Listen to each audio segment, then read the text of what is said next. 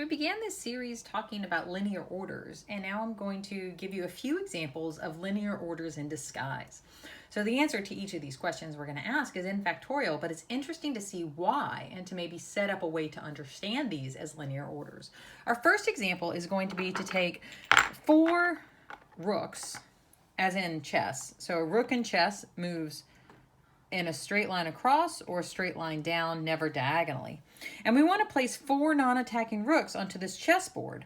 So if I place a rook here, I can't put one here because that would be attacking.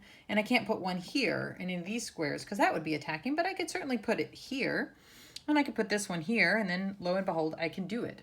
It's not obvious from the outset that this is even possible to do, but if you start thinking about it for a little bit, if we number these columns, 1, 2, 3, and 4, we can think of the rows as numbered 1, 2, 3, and 4 as well, and we can think of this as a linear order. First, I choose where to put a rook in the first column. Maybe I'll put it here with a 2. And then I cannot choose, so I had 4 choices for the first column, and now I'm going to choose the second column, and I can't choose the same thing I've already chosen. So now my number of cells that I can choose from is 3. When I go in the next column, I have 2 choices. And in the last column, only 1 choice remains. So if I think about putting my rooks one at a time like this, then I can see that this is a nice bijection with linear orders. So there are 4 factorial ways to do it on a 4x4 board. And that's going to be there are interesting ways that you might want to think about graphically, think about a permutation as a rook placement. Another way to think of it that's related to this is if you think of a permutation as a linear order as a matrix, and we put a 0, it's an n by n matrix, you put a 0 wherever there's no rook, and you put a 1 wherever there is a rook. And then interesting properties, algebraic properties of that matrix can actually tell you things about the linear order and also help you count them. So the next example that we'll do is going to involve maps. So suppose I have a set with 4 objects and I want to map it to another set with 4 objects. Okay, and I want to do it in a bijective way, perhaps. So I don't want to just start randomly assigning, say 1 and 2 both go to this guy and then 3 over here. So what I want to do, and maybe I'll put them here so that I can write on them, is I want to think about a bijection from a set to itself. Now, how is that a linear order? Well, again, it really comes down to the same thing of making choices.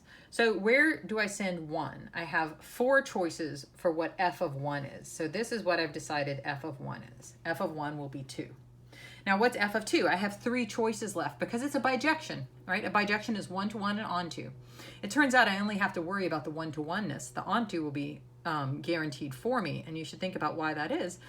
But for 2, I have 3 choices, so maybe I'll send this guy over here.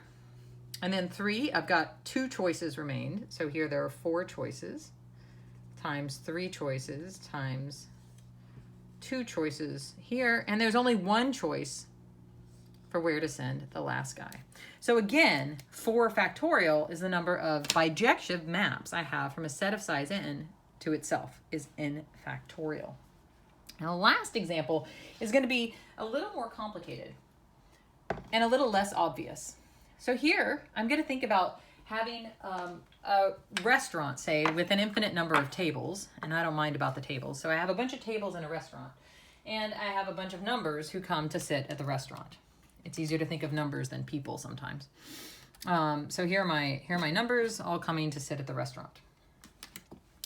And I'm going to let them come and they can sit around any table they want. So maybe 2 goes and sits there, maybe 7 sits next to 1, 5 sits at that table too, 6 sits over here, 2's over here, and maybe the 3 sits here with the 6 as well.